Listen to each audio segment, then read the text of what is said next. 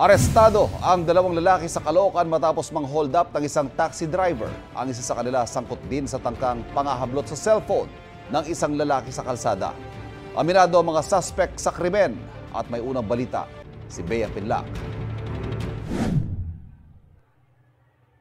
Nagse-cellphone habang nakaupo sa gilid ng General Tirona Street sa Bagong Baryo, Caloocan ang lalaking ito. Biyernes ng madaling araw nang may dumaang nakamotorsiklo. Tumigil sila sa harap ng nakatambay na lalaki. Maya-maya, umandar ang mga nakamotorsiklo at tinangkang hablutin ng angkas ang cellphone ng lalaki. Bigo silang makuha ang cellphone. Hindi nakapagreklamo ang lalaking muntik ng mahablutan. Makalipas ang ilang araw, naaresto ang angkas ng motor dahil naman sa pagkakasangkot sa robbery hold-up sa isang taxi driver.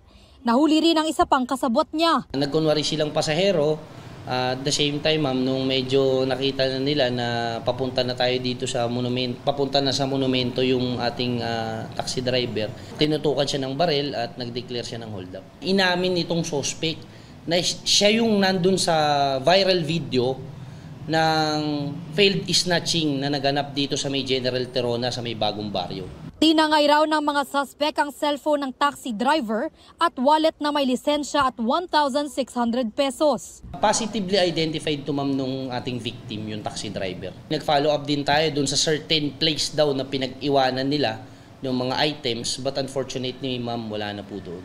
Nahulihan din ng baril ang isa sa mga suspect na ayon sa kanya ay ninakaw lang din niya sa isang security guard.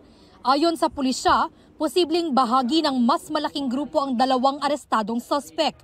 Ang karaniwan daw nilang target, usually yung mga nag-iisa sa gabi naglalakad, yung mga nagsi-cellphone at saka yung mga taxi driver natin na bumabiyahe. Ang mga suspect aminado sa ginawang krimen. Kailan namin po nag-hold up, nagnanakaw, nag-snatch. Talagang wala na kaming pera po. Nung wala na kaming magagawa ng trabaho, walang malalapitan ba? Yan, gano'n namin, hold up na lang kami. Kailangan po kami ng pera ma'am para panggastos po. Pareho silang nahaharap sa reklamong robbery hold-up. May dagdag pang reklamo ng illegal possession of firearms at paglabag sa Omnibus Election Code ang isa sa mga naaresto. Ito ang unang balita. Bea Pinlac para sa GMA Integrated News. Kapuso, huwag magpapahuli sa latest news and updates. Maging una ka sa balita at mag-subscribe sa YouTube channel ng GMA Integrated News.